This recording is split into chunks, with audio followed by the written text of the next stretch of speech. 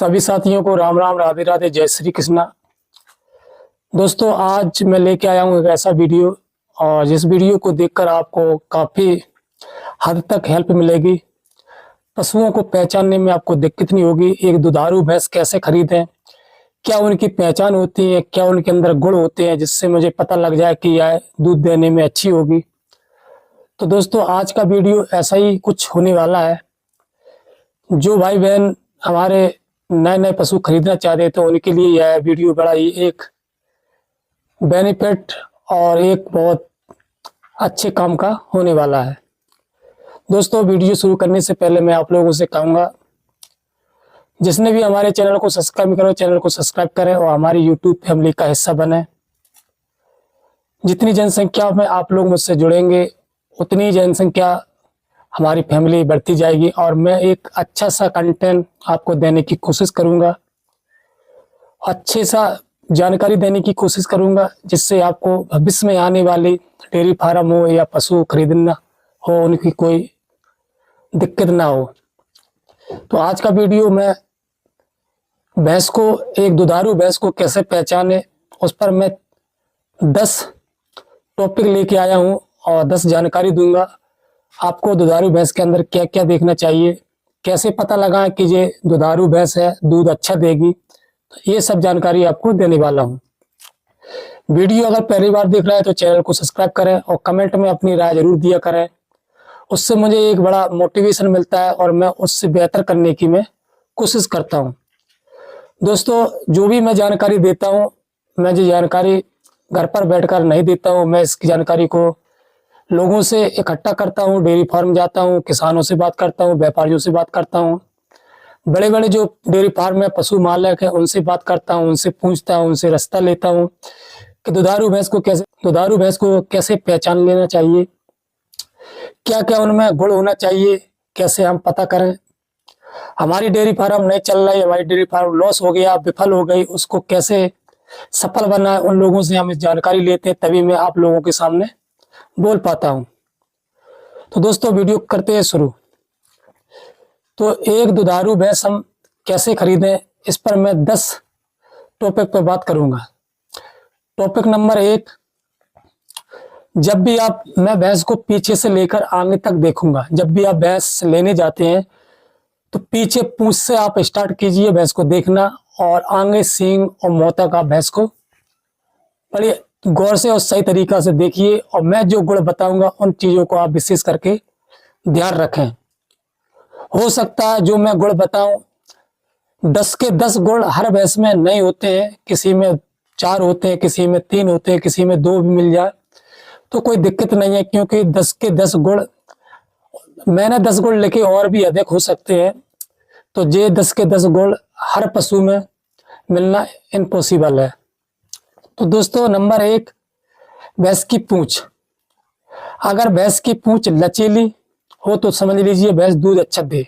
अब लचीली मतलब कैसे, भैंस की पूंछ एकदम मुलायम हो, जैसे आप पकड़ते हैं तो एकदम ऐसे रस्सी की तरह दोहर हो जाए, इस प्रकार से लचीली होनी चाहिए भैंस की पूंछ। तो आप समझ लें ऐसी भैंस की पूंछ हो तो भैंस दूध देने में अच्छी होगी।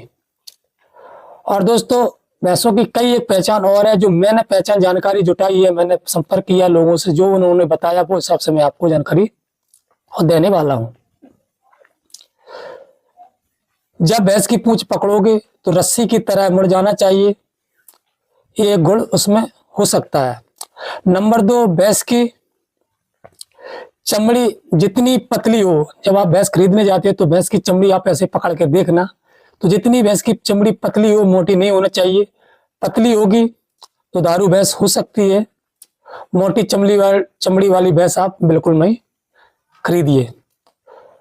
दोस्तों, इसके साथ साथ मैं और बताऊंगा, जो तो उसके गुण होते हैं जो दूध देने वाली भैंस होती है, उसके लास्ट में एक पॉइंट और बताऊंगा, तो उसे आप कभी मिस नहीं करना, इसलिए वीडियो पूरा देखना।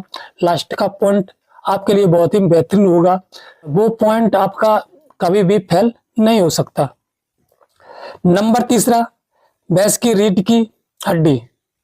भैंस की जो रीढ़ की हड्डी होती है ऊपर, जो पूंछ से लेकर और उसके गर्दन तक जाती है, वो रीढ़ की हड्डी आप देखना पशु की पतली होनी चाहिए। नंबर चौथा, भैंस का जो अडर होता है वो अडर आगे तक भी होना चाहिए और पीछे तक होना चाहिए और अडर काफी शानदार होना चाहिए। इस बात का आप ध्यान रखें। नंबर पांचवा, थनों में गैप होना चाहिए। भैंस का अडर आगे पीछे दोनों तरफ होना चाहिए। दोस्तों नंबर छठवां, यह पॉइंट बहुत ही जरूरी है। भैंस का जो अडर होता है, जैसे अपन लेवटी बोलते हैं, उसके ऊपर उभरी हुई नसें, मोटी मोटी जो नसें होती है, उभरी हुई नसें, वो दिखना चाहिए। वो नसें दूध के लिए होती हैं। दूध जो दुधारू भैंसें होती हैं तो उनके अडर पर जो नसें आपको दिखती होंगी, आप भी देख सकते हैं। जो मैं फोटो लगा रहा हूँ इसमें देख सकते हैं, ऐसी अडर के ऊपर जो नसें होती हैं वो आपको दिखनी चाहिए। ऐसी भैंस दुधारू होती है। भैंस का सिर मोटा और पूंछ लंबी होनी चाहिए। नंबर छठवां, भैंस का जो सिर होता है वो एकदम छोटा होना चाहिए। जो सिर होता है भैंस का छोटा होना चाहिए और पूंछ लंबी होनी चाहिए। गर्दन की चमड़ी मोटी ना हो, आसानी से पकड़ में आ जाए, इस बात का ध्यान रखें। भैंस जो है मोटी चमड़ी वाली भैंस नहीं होनी चाहिए। नंबर सातवां, दुधारू भैंस का शरीर पीछे से चौड़ा और आगे से पतला होना चाहिए। पतला होना चाहिए मतलब त्रिकोण आकार का होना चाहिए। पीछे से तो चौड़ा हो और आगे से पतला हो, त्रिकोण आकार का होना चाहिए। अगर पीछे से पशु का शरीर अगर चौड़ा होगा, इसका बैक चौड़ा होगा, तो भविष्य में बच्चा को जनने के लिए इसको कोई परेशानी नहीं आ सकती है।